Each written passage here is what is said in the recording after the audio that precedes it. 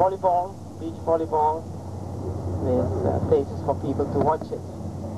And one of the oldest buildings, which has existed almost for 100 years, you see in a few minutes on your right in the water, that green area there, that's a swimming club. And you become a member of that.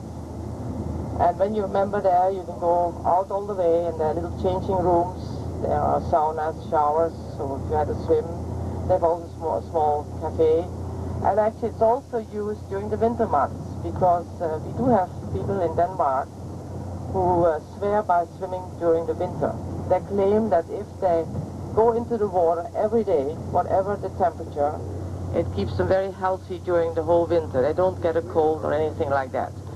I can't tell you anything if this is the truth, because that's certainly the last thing I would like to do in my life. But there are many clubs like that. And one of them keeps to that little green building you see. And they're not going to be moved, because that's going to be part of this whole development.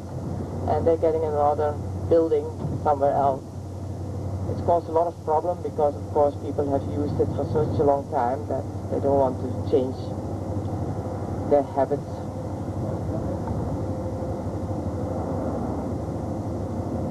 But this on the right, which you see those low houses there are allotment gardens, and I'll come back to that later. You find them all over Denmark, even so close to the city. The ones here on the right, those very small ones, have little gardens where people might like to grow some vegetables or some flowers. If they don't have a garden, they live in a small apartment in town.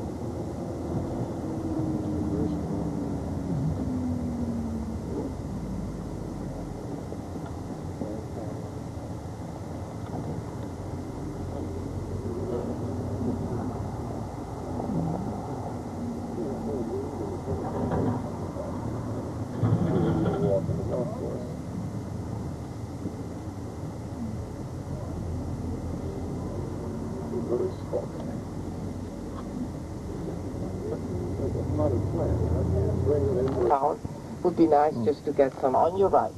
Just look over the fence. And you can see those funny strips, these flags we have. That is the Danish flag, which is allowed to be up day and night. And when they're flying that means that the people are at home. They're still living there. But would you come in the winter, then you would also see the same here. They would be all down, and it would be all locked off. The houses would be boarded up, not used any longer until the next summer. Of course, when they were built, there were no facilities, there was no running water, other facilities, so the people who lived here had to go to the end of the park where the facilities were. Now everything is in the houses, and you can see also they have many television screens now too, which was actually a forbidden word about 30 years ago.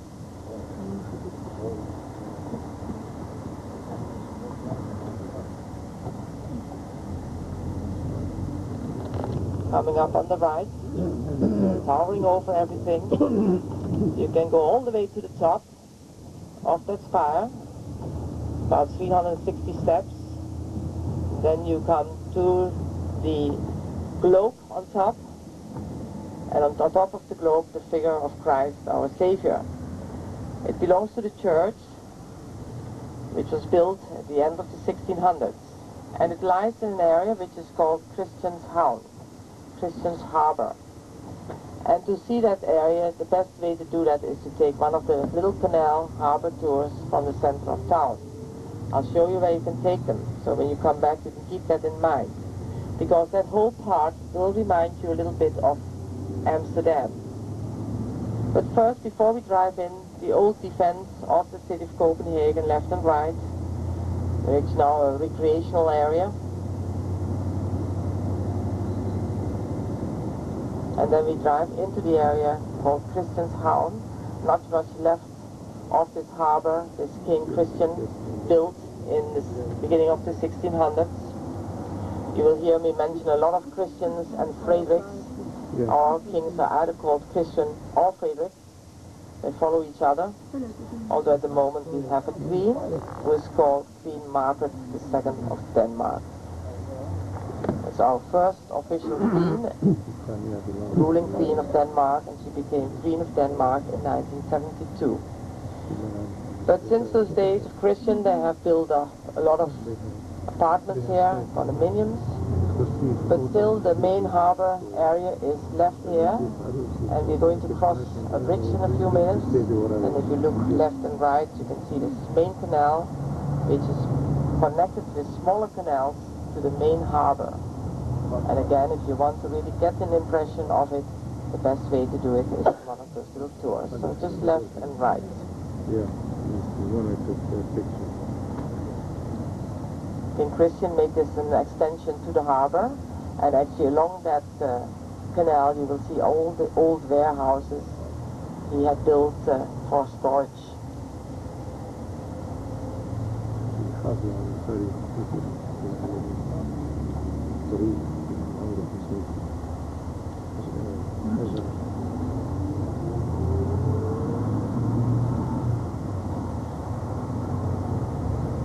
And before we cross one of the bridges into Copenhagen and onto the main island of Zealand, the Ministry of Foreign Affairs is this very fortress-looking building on the right.